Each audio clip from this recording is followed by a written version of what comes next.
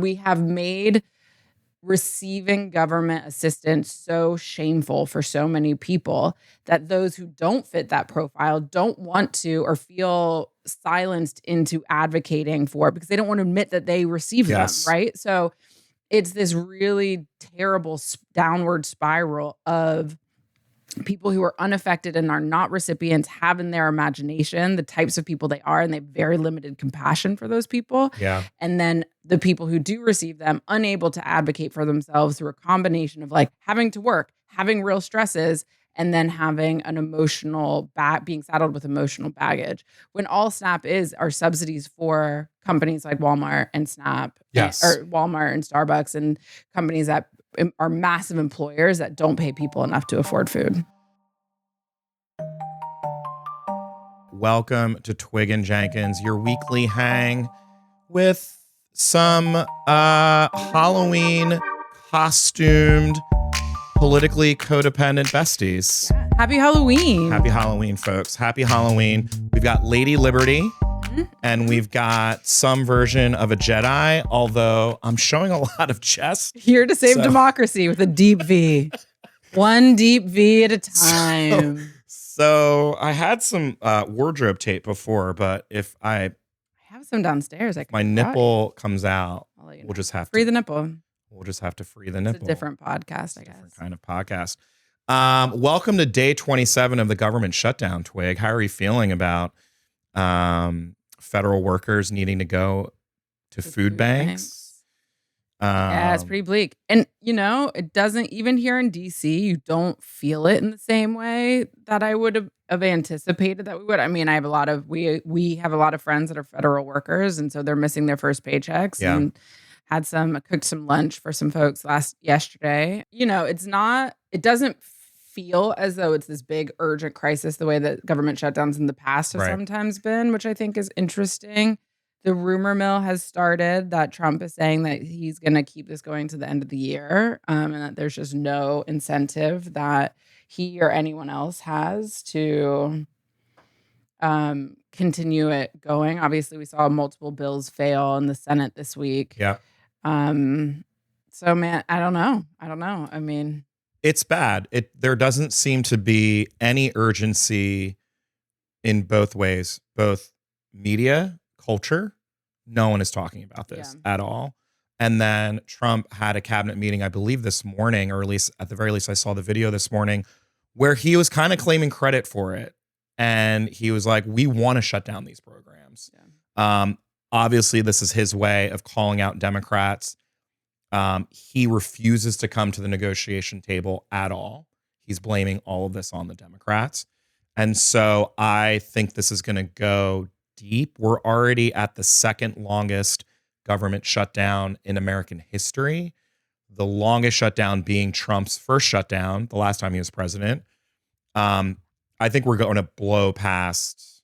I think you're right. I think this goes into Thanksgiving. I think this goes into the holidays. I also suspect and expect that Trump actually doesn't care about the real human consequences of this shit, whereas Democrats do, right?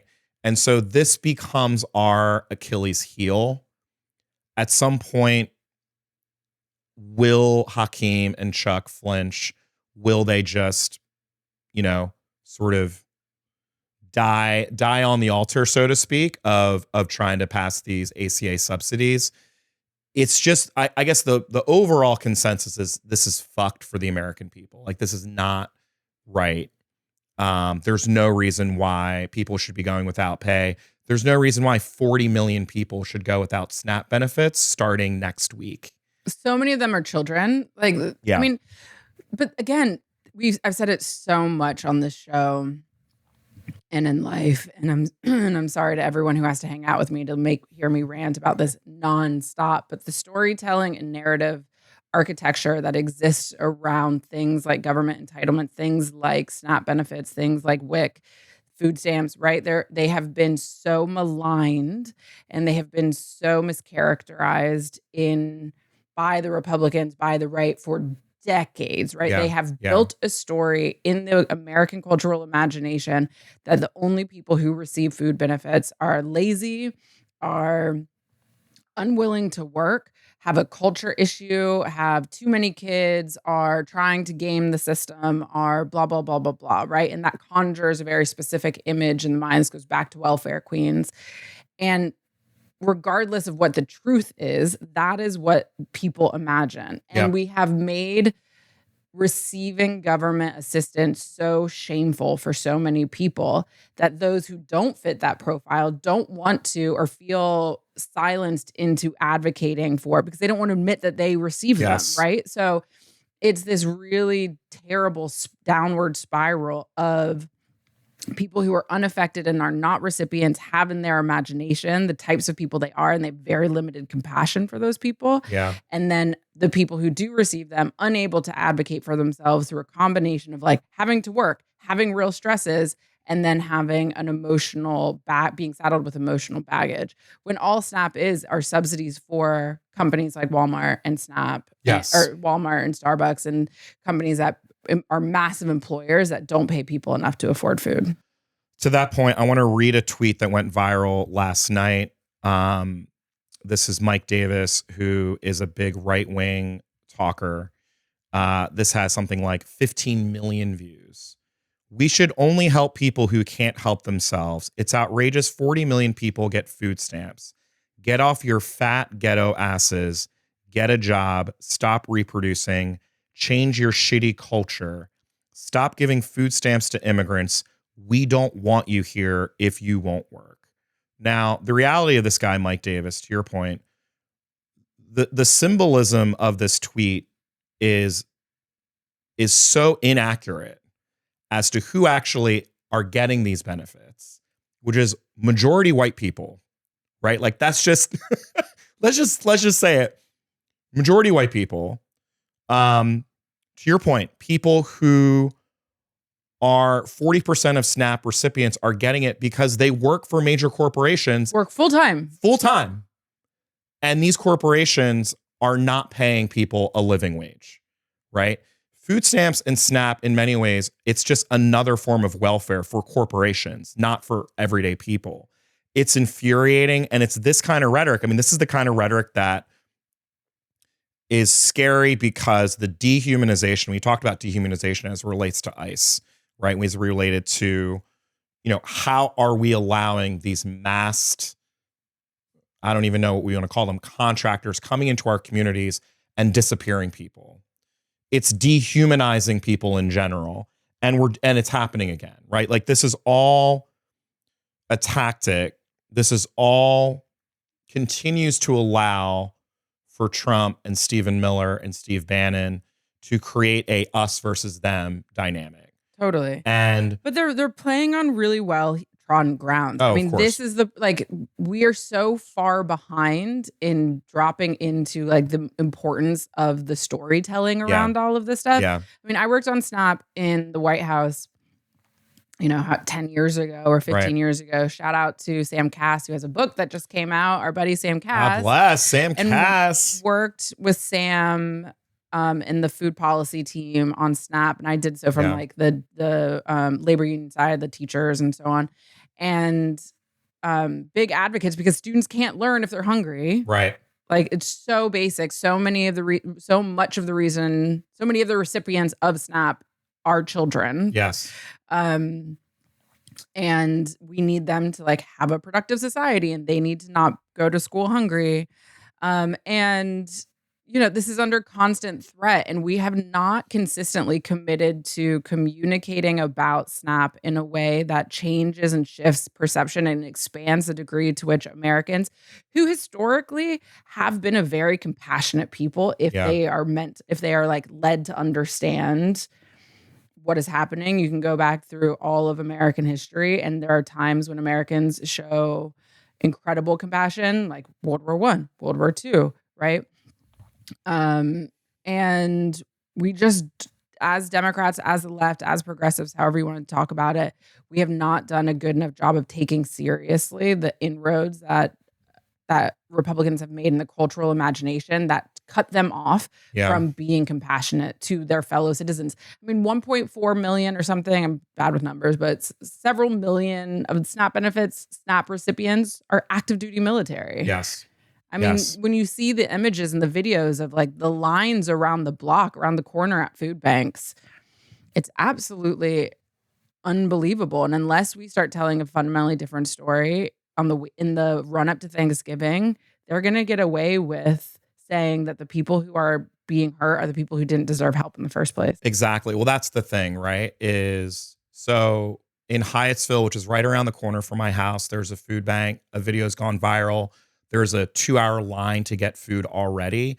You know, DC, Maryland, the DMV, this is the mecca and home of federal workers.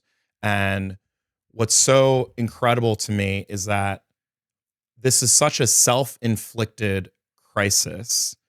Jose Andres from World Central Kitchen, who literally goes out to Gaza, he goes to hurricane victims, he goes to, conflicts, Ukraine, all of these conflicts all over the world to feed families, to feed kids. He has now announced he's going to be setting up food banks for federal workers.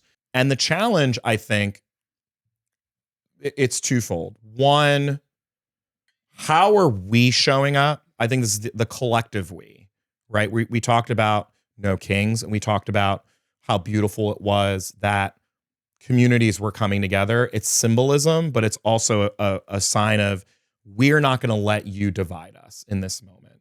And what Republicans are doing right now, I think that they are, in my humble opinion, they're fucking up their own message, because you're exactly right. They're blaming families for not being paid and not being able to provide for their families. Whereas if Democrats were doing our jobs correctly, this is a moment where we are seen as the ones uniting communities. We are seen as the ones, again, Jose Andres is nonpartisan. This has nothing to do with politics for him, but we cannot allow for Trump and Bannon and Miller to continue to dehumanize millions and millions of everyday Americans. And the way that they're doing it is also false. They're doing it based off of this perceived cultural idea of a bunch of Black people who are lazy and don't deserve any help. Or undocumented immigrants. Or I don't even know what other terms came up. It's just not the case. And, the other part about this too, speaking of self-inflicted wounds, the food that because of tariffs, because of awful economic policies by this president, shit was already expensive. Food was already expensive to begin with. Going up. And it's going up. And so what do you think, Twig, if you had to guess, like, where does Trump go from here? We saw that he does not give a fuck. But politically, does he feel any pressure at all to do anything? I guess is the question. It doesn't seem to, right? He doesn't, or at least that's not what he is projecting publicly. Yeah. I think it's going to be really hard to sustain this over Thanksgiving. But again, it also really depends on whether or not Democrats can get their messaging together and break through. Yes. And that's not just on, I think we need to give up the ghost on elected members of Congress. Right. But with a handful of exceptions. But unless Democrats can really start messaging in a way that resonates with your average American who understands what this is about, right? Yeah. And how it's about, and start effectively leveraging that through all sorts of different platforms and telling really compelling human first stories about it that feel urgent and timely, then we're not going to be able to build on the momentum I think we had at the beginning of the shutdown. But that seems to have dissipated. Yeah, agreed. You flagged something for me that I did not see. So speaking of, Trump being in tune with his base, he just received $150 million donation. $30 million. Yeah. Incredible, to pay military. Because, when we talk about federal workers not being paid, that includes the military. Huge percentage of people going without pay are our U.S. military. Yeah, exactly. TSA agents, this is really intense. So, but here's the thing, okay? Yeah. That, again, falls under Trumpian theatrics, right? Trump presidential theater course 101. Mm-hmm. Because $130 million, when it really comes to paying active duty service members or just service member enlisted military members, that's like $100 a person. Right. So in this economy, like, I don't know what you're affording, how you're getting through Thanksgiving with $100. Yeah. So it is both theatrical in that it doesn't substantively change the like daily material conditions of these individual service members. It is politically really charged because of the way that we have Bannon talking about how everyone needs to get used to the fact that Trump is going to have a third term. The only way he can do that is if he has the military on his side, realistically. Yep.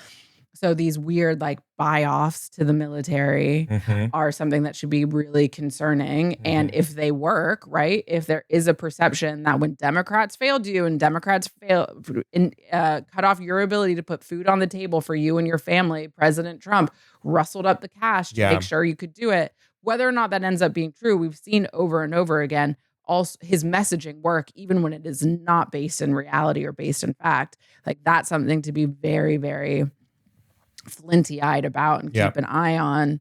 And again, if the broader American people start to believe that, that's really troubling. As well as just continuing this, whether it's the ballroom, whether it's the funding gaps of the shutdown, like, we should not have private citizens closing the gap and paying for things the government should pay for. Right. That's not, because then they become more powerful. The whole point of having the government pay for these things is that then the government, you have a symbiotic relationship. You have a say in whether or not that government exists. Just a random CEO, a random rich kid paying 150, like picking up the tab of the salaries of the military is so problematic. It's so problematic. And is such a massive departure in the power dynamics that we have instilled in this country for very specific reasons. And so it's troubling. Well, it's the same thing happening with the ballroom, right? You have private donors, but you also have the logos came out of the 30 to 50 corporations and companies that are donating for this ballroom. Speaking of, I feel like it's a good segue to the Steve Bannon interview. We've brought up his name numerous times this pod because Bannon gave an interview last week where he confirmed that Trump will be president for a third term. There was no equivocation. There was no like, well, maybe he'll do it. I believe he used the term divine. Was it divine intervention? So he's also invoking this kind of like, Christian, I don't know, like manifest destiny for Trump to have a third term. Let's play the clip. Well, he's going to get a third term. So Trump 28. Trump is going to be president in 28. And people just ought to get accommodated with that. So what about the 22nd Amendment? There's many different alternatives. At the appropriate time, we'll lay out what the plan is. But there's a plan, and President Trump will be the president in 28. We had longer odds in 16 and longer odds in 24 than we got in 28. And President Trump will be the president of the United States, and the country needs him to be president of the United States. We have to finish what we started. And the way we finish it through Trump. Trump is a vehicle. I know this will drive you guys crazy, but he's a vehicle of divine providence. He's an instrument. He's very imperfect. He's not churchy, not particularly religious, but he's an instrument of divine will. And you can tell this of how he's pulled this off. We need him for at least one more term. What's also striking is in DC, I don't know how this was felt outside of DC because my algorithm is clearly very DMV focused. Trump and his cronies demolished the East Wing of the White House. Full on demolished. Sledgehammer, rubble. The East Wing was built in the early 1900s, I believe 1902. It had an expansion in the 1940s. This is like my favorite part of the White House, not to sound like this is first world problems for me, for someone who used to work at the White House, but the East Colonnade and just walking through the gates of the East Wing, my favorite part of the White House. Demolished the East Wing to build a massive ballroom being bankrolled by billionaires and major corporations. The expectation is this ballroom, which Trump will name after himself, will not be finished until like the end of this term. And so again, all of these things, like we should not be surprised, right? When Donald Trump announces that he's going to try and stay, or that perhaps there will not be a need for a presidential election, or that things are so dire and things are so scary in cities that maybe we shouldn't have an election. Maybe we should be focused on X, Y, or Z. Can I say something that's maybe controversial? I don't care that he tore down the East Wing. Like I am shocked it didn't leak, to be perfectly honest, but I don't know that I actually care. I am notoriously not nostalgic. You're not nostalgic. You're not into. I'm really not. Not into historic buildings. I'm super into historic buildings. I love to go on a state house tour. I love a historical tour, but I don't necessarily think. I actually think that tearing something down and building something new is like the most American thing you can do. Interesting. Okay. And I think that it is a little bit tricky when in 2020, all the Democrats were very happy to tear down all sorts of things, tear down all sorts of names and statues and plaques, and we're not nearly as sanctimonious about history of physical objects as we are about the East Wing. And I don't think being emotionally attached to it is inherently wrong. I just don't know that I feel like that is as grave. I mean, obviously, I always have an issue with his process. Sure. Like his process is always totally annoying. But I actually, not even just annoying, but he's, operating unilaterally with very little respect for the manner in which these decisions get made or these processes happen. Ultimately, I love this. I love this Lady Liberty hot take on Monday. No, I really kind of don't care. The thing that's infuriating to me, as I'm in a Lady Liberty I know outfit, exactly. It's really, thing that's really tricky. It's really really tricky for you. The symbolism is really lost in this. No, I sort of agree to some degree, but the point where I start to get really angry is the audacity, the audacity for someone to think, this person to think that they own this White House. They do not own this White House. Yeah. This is the people's house, right? This is a fucking rental. You get to rent the White House if you win an election, and you do not get to tear down. You do not get to decide what stays and what goes, right? Like that is breaking the lease. And the Americans, the voters, are they're the landlords, right? And there is a process. There is a process to do any renovations. There's a process to do any changes to the White House that they do not give a fuck about, right? Right. And to your point, it should not surprise us. Like there's nothing surprising about the fact that President Trump just demolished over 150 years of history, of American history. I think it's, again, speaking of symbolism, I think that it is right in our fucking faces, right? That this person does not care about anyone other than himself. The reason why he tore down the East Wing is because he wants a fancy fucking ballroom that he can have more and more people kiss the ring. I mean, it is massive. And more people, this is I feel like Gavin's done a very good job. I feel like John Ossoff's done a very good job of describing the pay-to-play presidency, right? Like the bigger the ballroom, the more rich people you can get to the White House each and every day to enrich yourself, right? Totally. Like spaces and places allow for there to be more transactions to be made. Right. So like the grift I have a problem with. It's a full-on grift. The grift I obviously have a problem with. I'm not in favor of. I just don't feel like, I feel like if a different president had torn down the East Wing, like it wouldn't be getting this reaction. It's like for the purpose of right? Like that's the thing. Like why was the East Wing demolished? But he's not wrong that it needed renovations. Like the East Wing was too small. All the East Wing was, here's the thing, all the East Wing was, in most respects, the people who were posting these beautiful heartfelt tributes were all of our friends who used to work in the First Lady's office. It was largely the First Lady's office. There were small offices. That's all it was. Yeah. There was a small movie theater, right? Like it's an attachment to the main residence, right? And the huge reason why the East Wing existed was because there's a bunker.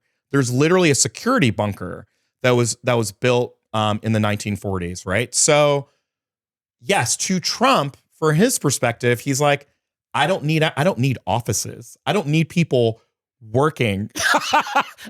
I don't need people working in the First Lady's offices. What I need is a big fucking ballroom. Melania's like, I'm out. I'm doing well, that's the other part. I highly doubt any of those offices were even being used. Do we think Melania is in the First Lady's office every day? Well, I don't think she lives in D.C. Doubtful. But I'm sure somebody's in there. Yeah. There's no office, no matter what somebody's going to fill an Someone's office in a fill White House. Doesn't matter. It doesn't matter. Good point. But again, and I actually think that's maybe the question. And as I've said earlier, I am very ripe for conspiracy theories. Let's so go. the conspiracy theory is that he's building brand new bunkers and like brand new military ops command centers underneath underneath the ballroom, and that the ballroom is just sort of like the public facing thing, but then underneath is going to be this complex for when he has to like do a different command and control center. I mean, I don't know why you need a better one than already exists. A larger one maybe, yeah, or one that he has soul kind of understanding of, or his people have soul understanding of. Anyway, throwing that fun fact out there. It's incredible. I mean, I do think it really is a let 'em eat cake moment when I think the press secretary, I won't even say her name because she is kind of the worst. Like of press secretaries of the past few years. She's very good. She's very effective. The fucking worst. No, but she claimed literally in a press conference, the president's main priority right now is this ballroom. It's the ballroom. Yeah. Right? It's not Americans losing pay. It's not people going off of SNAP and WIC. It's not, people losing healthcare. It is the ballroom. That is a number one priority for him, is making this happen. That's not the context. Someone was like, is he going to tear down other parts of the White House? Is he going to tear down other parts of the complex? Is he building other parts of the complex? Yeah. And she said his priority is the ballroom. Right. So it wasn't like, what is the president doing today? Right. And she said, he's working on the ballroom. Like, that's not how that happens. But let's be real, Carrie Twig. I mean, do we think there's anything more of a priority for him right now? Oh, he's got crypto he's showing interest. his ass. Exactly. He's got, there's probably a new coin coming out. Absolutely. He's doing the next merch drop. He's got a merch drop. Got to approve the merch drop of the new hats. I mean, there's all sorts of things he could be doing. There's the UFC. I mean, that'll be ready. Absolutely. Ballroom might be ready for the UFC. When is the UFC fight supposed to happen? Forgotten. Is a little part of you excited of like, whenever this all ends, going to a party in that ballroom will be fun? I mean, this is where it gets dark. I mean, here's my thing. One, he's going to name it after himself. But two, there's nothing being proven to me otherwise that Trump and Miller and all of these guys are ever leaving. Yeah. Have any inclination that these elections will be fair. I think we're seeing that happening with gerrymandering and the gutting of the Voting Rights Act and making it as hard as possible for this to be a fair election. And then already, to your point, like the currying of favor with the military, I just don't think that these guys are planning on going anywhere. Yeah. At all. So no, I don't want to go in that fucking ballroom. Honestly. What if we rename it? What if it gets renamed the Gavin Newsom experience? Oh, Lord. Oh, my Lord. Well. Then we'll go in. Yeah, man, then maybe. I don't know. I'll be there. I'll be there, Gav. So, Twig, last night, Zohran Mamdani, 13,000 people at this rally. Queens. Incredible. Many friends were there. I mean, Bernie, AOC, this thing looked like a fucking rock concert. very exciting moment for Zohran. Very exciting moment for, I think, for Democrats and for young people. Also doing it in the face of just unprecedented Islamophobia by our guy Cuomo. Like, what a choice to end his campaign. Get him out of here. Someone send him away. Voters of New York. What a choice. Send him away. What a choice. Ugh. I believe the exact quote, or I should not say the exact quote, but something along the lines, if another 9/11 were to happen, Mamdani would cheer it on, I believe were the Was sentiment. general sentiment from Cuomo.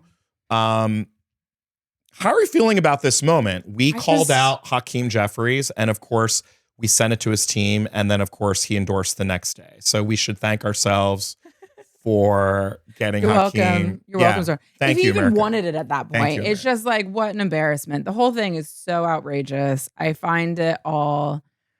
I just cannot wait for him to win. Yeah. You know what I mean? Yeah. I just cannot wait for him. I'm actually going to be in New York on election day. So I'm going to see if I can volunteer and wave a little sign or something. But I cannot wait for Cuomo just to get out of here and be embarrassed and be dismissed and like hopefully actually leave. It is such a disgraceful representation of all the ways that organized politics are failing. Yes, agreed. Right? Like grassroots versus organized politics. And it is such a demonstration of just the failures of the organized Democratic Party in a way that I find so embarrassing and frustrating. And hopefully this will be a like system-wide wake-up call. Yes. And there is a recalibration about how the Democratic Party wants to act in time for next year. Yeah. Zohran is so exciting as a candidate. He represents all the things, both symbolically and from a policy perspective, that people want to hear, are demanding to hear.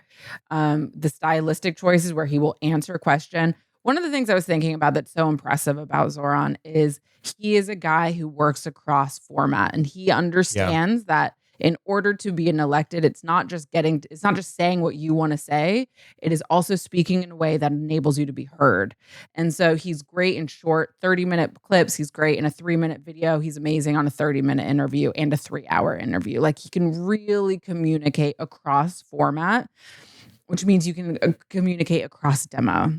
It's a really great point. I was struck by that because I'm so used to him being in spaces and places, particularly online, that are, I mean, it is the language of the now, but in response to the ratcheting up of Islamophobia, he gave a traditional speech. Yeah. And it was beautiful. And I was like, oh shit, he can do that too. Yeah. Like, he can also, when required, go old school and do a press conference and do a speech, a heartfelt speech, you know, connecting his personal story to other Muslims. It was beautiful. And you're right. I am struck by, I do think this is a great revealing of, you know, there's always been a chasm between the donors and the grassroots. And the Democratic Party, time and time again, has always chosen the donors over the grassroots. Time and time again. I think it came, you know, we saw it with the DNC race. We saw it with a number of choices with regards to a number of different electeds. I think what you're seeing, it was revealed the millionaires backing Cuomo. And there were a lot of familiar names. And a lot of these familiar names are the same names that back the Democratic Party and the DNC. And when you start to be like, oh, I wonder why Chuck Schumer, I wonder why Hakeem Jeffries, I wonder why Cory Booker. No one was confused, but yeah. It's a direct line. Yeah. Do the math. Like, look at the list and look at the people that are being silenced. And you're right. The crazy thing is Zohran, you know, and we got some comments actually on our Instagram where a couple people were kind of like, well, you know, I don't live in New York. Like, is Zohran that, I don't know that he resonates, you know, you guys are on the East Coast. I don't know if he resonates as much as in other parts of the country.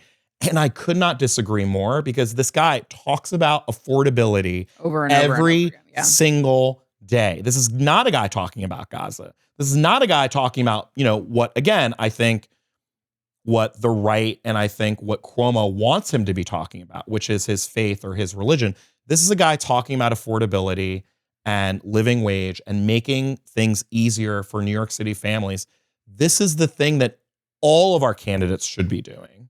And here we have, again, sort of the donor class just missing the fucking boat. They really are. And I hope that he wins by 30 points. I hope that he wins. I hope that it's like not even close. Yeah. It can't be close.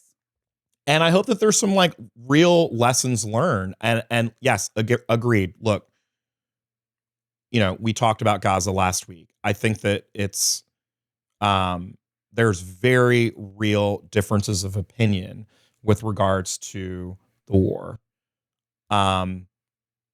But to let that be the only reason why you're voting against this candidate, it just shows how out of touch you are with the moment that we are dropped into. Like, you use this term all the time, right? Like, if you can't see that Zohran is the future of the Democratic Party, then you're just missing the fucking boat. Like, there's no way the Democrats ever crawl back. It's just, you know, Chuck Schumer is not the answer here, right? Yeah. And so, anyway, I hope he wins by 30. I think he will win by 30.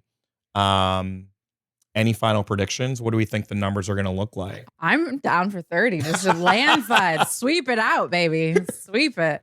Our buddy, your friend and mine, Congresswoman Sarah McBride, did an amazing video, guest of the pod, former podcast, did an amazing video basically saying what you had said several weeks ago, which is...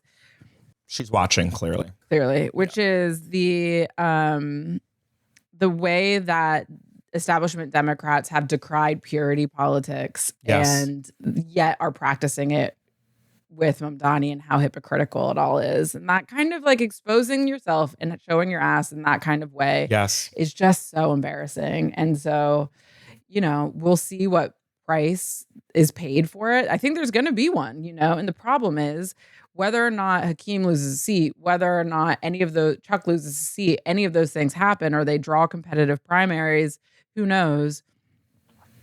The consequences of this failure of leadership are going to be paid by constituents around the country who do not get the leadership that they deserve. Yes. Because Democrats have a harder time winning across the board.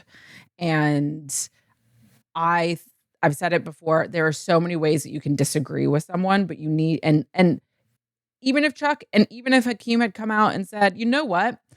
It's not the guy I would have voted for, but he won the Democratic Party. I respect that. Yes. What he's doing is resonating. I respect that. I am really paying attention to that. I am listening.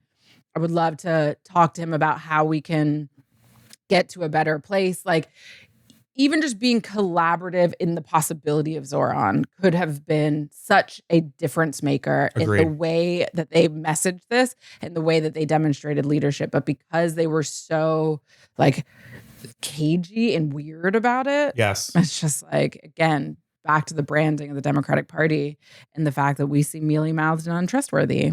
Well, we are. And I mean, I think that we are. I mean, it's been proven time and time again. And I think what's also been proven time and time again is the stranglehold that the donor class has over the Democratic Party. And until we break that, I mean, again, this is what Bernie Sanders said, I don't know how many years ago, right? Over 10 years ago. 20 years ago, like the stranglehold that the donor class has over the Democratic Party. And this is a time when it just does not matter. I mean, I keep saying it over and over again, right? Like, we're not going to beat Donald Trump because we have 3 or 4 or 5 billionaires backing us. Like, the only way we beat Donald Trump is we actually resonate with the American people. And when the donor class ends up becoming the barrier or preventing us from actually reaching the American people, I'm sorry, they got to go. Yeah. They just got to go. And money has never been our issue. Never forget, Kamala Harris spent $1.3 billion in 107 days. Exactly. I mean, money, if people get excited about a candidate, the money will be there. Yeah. But agreed. You're not going to have a good time getting money if everyone hates the candidates. That's right. That's right. And this is going to be a harsh segue to our culture piece. But speaking of getting money, Cash Patel. It is basketball season. It is basketball the NBA season. Is back. Basketball season is back with some news. We've got some power parlays from DraftKings and the NBA.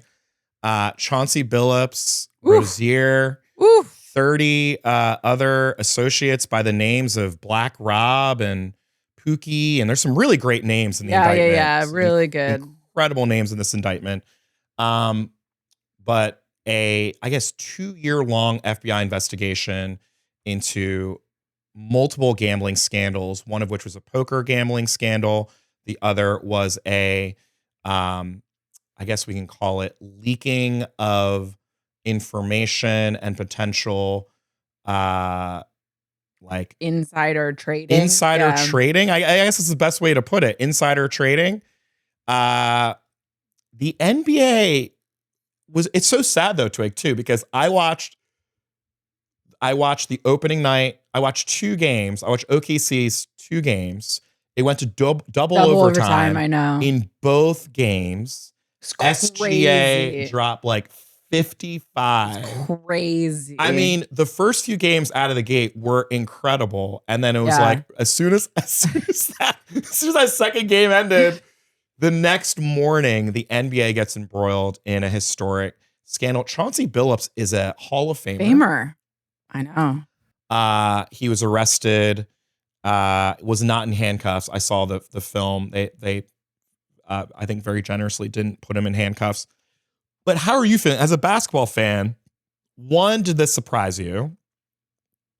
2, 30 people are named, but now everyone is saying there are many more names to drop as people start cooperating with this investigation. More names. There are a lot of people who are unnamed in both indictments that are going to be revealed. How ugly is this going to get, Carrie Twig? How do we feel about gambling in sports as well? Well, okay, so first of all, the Thunder are so fun to watch. So fun. The Thunder are so fun to watch. As a Mm-hmm. O State Ohioan to the Oklahomans. We call ourselves Sooners. We call ourselves Sooners. The Sooners, that's right. Yeah. Just congrats on that. But okay, so here's the thing. Sports and betting have become more and more connected over the course of the last 10 years as these technologies have been increasing in sports gambling and betting.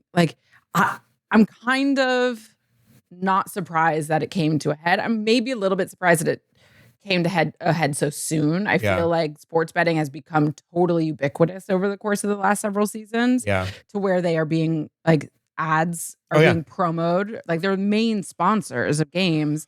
Yes. So not just games, all of sports media. All of sports media. So at some point, there was not going to be a clean line between all of this. And it's at what point do these premier leagues become the WWE?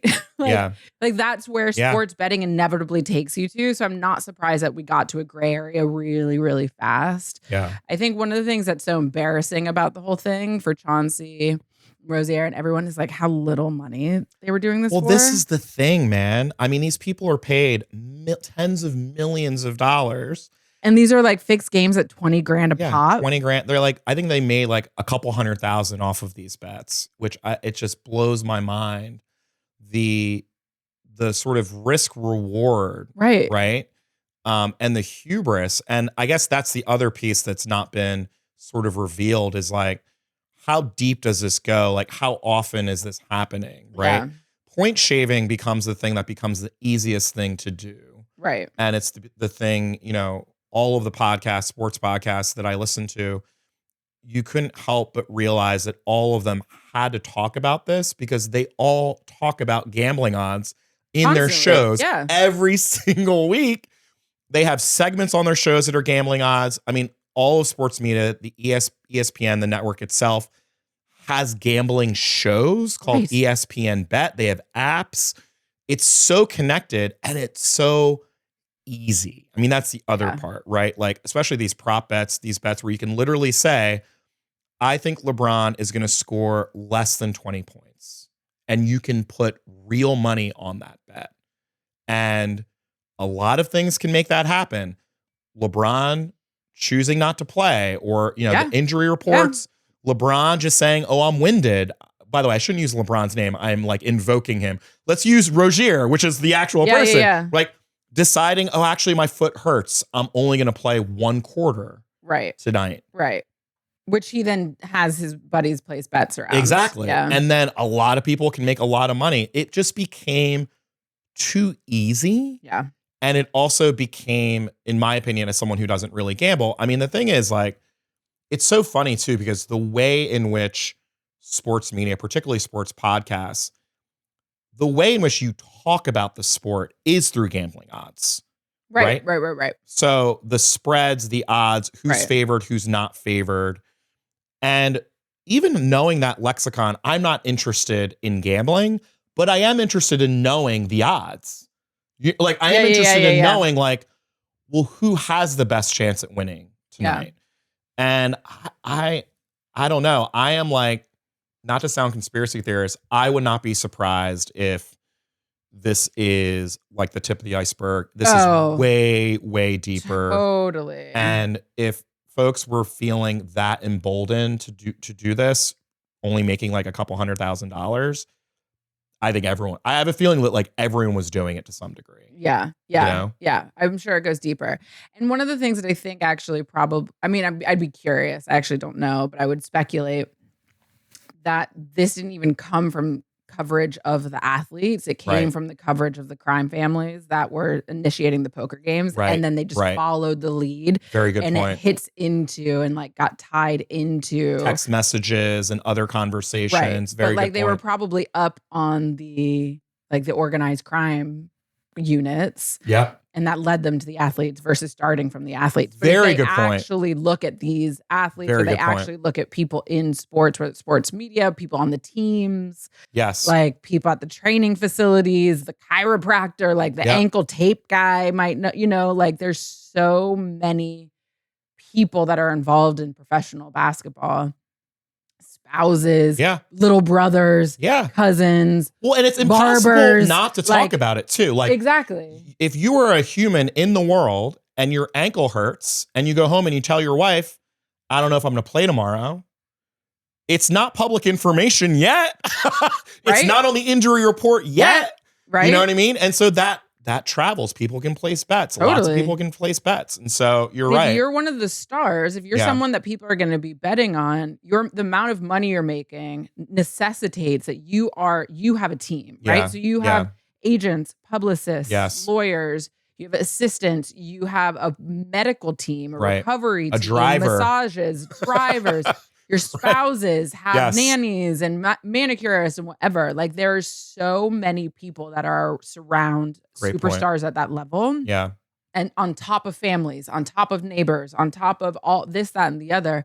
So there's just so many ways for insider information to become something that's bettable, right? And so those are one-offs that you're maybe not going to catch, and maybe you don't need to apply some level of integrity to all of that broader ecosystem of people. Yeah. But when it starts to become organized, and when you have that opportunity one time, you're like, oh, this is so easy. So then like, how do I actually stay informed, or how do I apply this to other people in other contexts to make another quick buck? Yeah. It's a very good point. In fact, I think you're probably 100% correct, given that Chauncey's only named in the poker scandal. So there's 2 indictments. The poker scandal is just hilarious to me. It's so literally dumb. It's so embarrassing. Dumbest, most embarrassing thing of all time. Sort of these organized like mafia families were creating these rigged poker games where NBA players were like getting rich NBA players to play in these rigged poker games. Yeah. They had all this like crazy technology to like rig all of these rich kids for playing poker. But you're right, like that is where this all started, were these rigged poker games.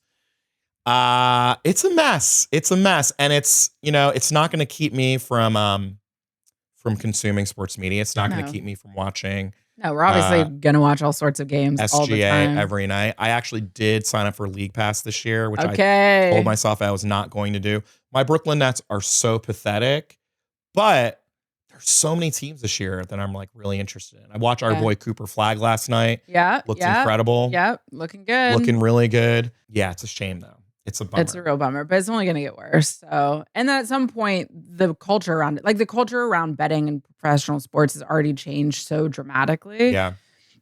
Over the course of the last several years. Like you think about how long it took the NCAA to change name and likeness, Sure. like name, image, and likeness. But the minute it did, how profoundly the culture has changed, right? And so, and how quickly that can happen. And so I think we're probably at this like precipice where culture is going to change pretty dramatically around as it relates to sports and like what people will tolerate, and that purist mentality around no, you can't bet, or, you know, that purist mentality is going to erode. Yeah.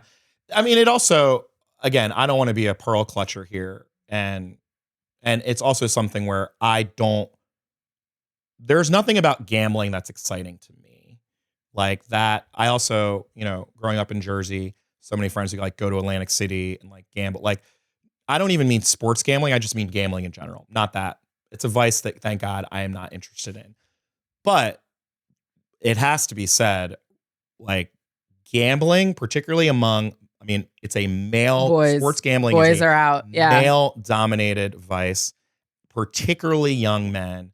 And the number of reports this past year, and it's all connected to the loneliness epidemic. It's all connected to alienation. It's all connected to sort of like men being, you know, in a situation where their sense of community and building a sense of community is through sports, and gambling has fucking ruined millions of lives. Millions of lives. And it's a full-on addiction, and it's not great that our sports culture and our sports media is really propagated, right? Like the major sponsors, whether it's FanDuel, whether it's DraftKings, like Penn Sports Gaming, like our major sports entities are propped up by an institution and a culture that is really fucking bad. Like it's not great. And look, again, like I'm also talking out of my ass because, you know, there's like, you know, there's Coors Lights commercials and beer commercials and Hennessy commercials during sports as well. You know what else is really bad? Alcohol. Yeah. You know, like, so I can't, I don't want to come off as like goody two shoes here, but I do think it's just not, it's not a good look that that sports has been so inextricably linked now with gambling, with legalized gambling. And I think the other dynamic is also that we're constantly surrounded by wealth porn. Yes. So like we are constantly reinforcing to all people in society that you are only as valuable as you are rich. Yeah. And particularly for men. I mean, women, we have our own kettle of fish that we have to deal with, but like very much like you're as valuable as you are attractive, right? Or whatever. And so for young men in this economy, again, going back to the reality of like the rising cost of living, the cost of prices, the collapsing ability for people to be upwardly mobile, to buy a house, to do all of these things, like get rich quick opportunities feel very seductive. They do. You know? And there's also a pop culture around it too. When you see Drake like posting $1 million bet, right? And like that travel, like this feeling of like, oh yeah, my favorite pop star puts $1 million bets on games. Like that's the way you make money. That's the way that you can, you know, show that you're a man, like put your money where your mouth is. And the thing about sports culture is, and you know, I'm a nerd, and Carri knows I've talked about it.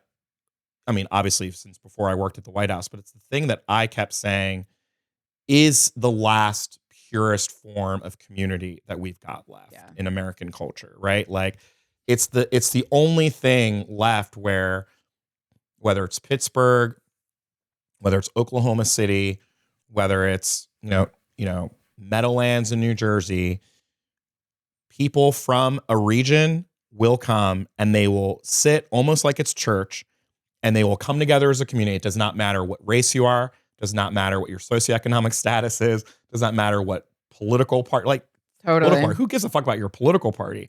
You know what I mean? Like people come together as a real community every week. Yeah. And Yeah. And it's pure and it's good. And it's like, and it feels good to be a part of that.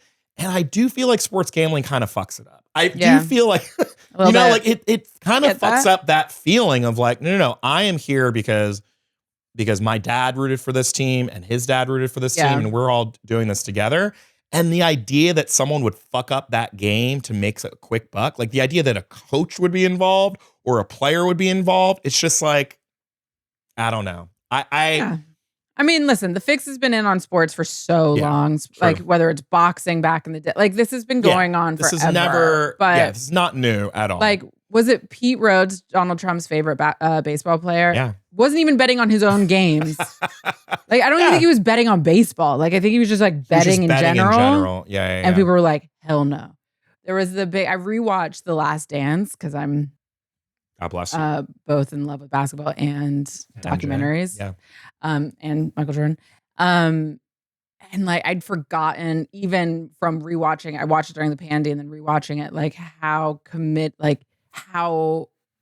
there was an uproar that he was gambling, right? And it was like, does Michael Jordan have a gambling problem? Yeah. And America does have such a puritanical streak, and yet we're also such speculators, right? We have stock market. Like we've invented speculation. Americans invented the concept of credit. We invented like we are uniquely optimistic in the ethnography of the world. Like as a country, we are a people that are more optimistic than the vast majority of the rest of the world, right? And so it's this fascinating thing where betting is really American, is culturally very American, but only within a certain context, right? The minute it starts to feel, you know, too much or like it's going to be unfair or lead to undue advantage, then we start to freak out. But I mean, it's almost funny, right? Like right now, you know, growing up, I used to work on a trading desk in finance, and so we'd have our Bloomberg terminals and we'd have CNBC running 24 hours. And just like the chyrons would just be like where the prices were every day, where the equity and debt price, like here's where all the prices were.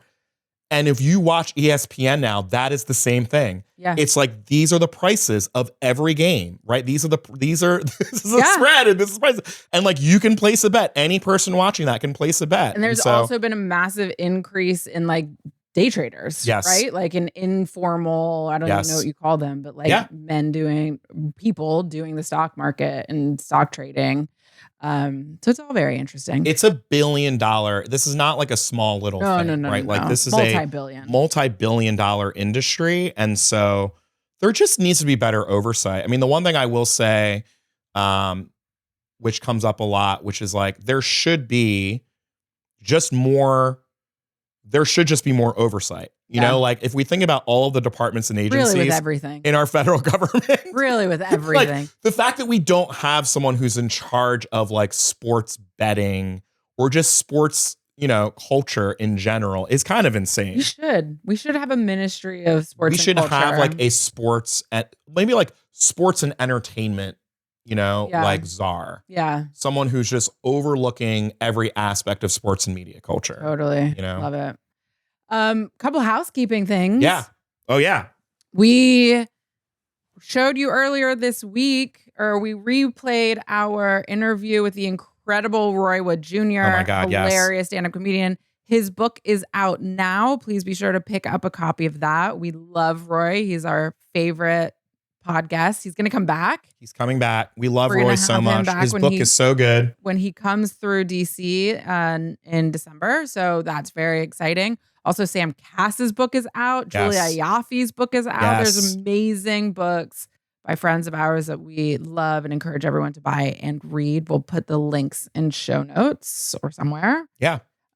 Twig and Jenkins podcast at gmail.com. Get in touch with us. Email us, DM us. We hope you're liking the frequency of the pods, which will be coming to you much more often. I think Twig and I are thinking of maybe hitting the road coming up. There's some crucial elections in Virginia and New Jersey. We hope folks are registered. We hope folks are fired up and ready to go. If you live in New Jersey or Virginia, hit those doors, knock those doors. That's right. Both of those elections are going to be tight. Yeah. I think the New Jersey one should not be as tight as it is, but it is going to be. Oh, well, maybe that's tight. a pod for another day. It's going to be very tight. But we did it. We fucking did it. Thank you to Elizabeth Wyndham, supervising producer. Thank you to Erica America. Thank you to Ray and Nicole and Culture House. Twig and Jenkins is a Culture House and enfranchisement production. Yay, we did it. Peace.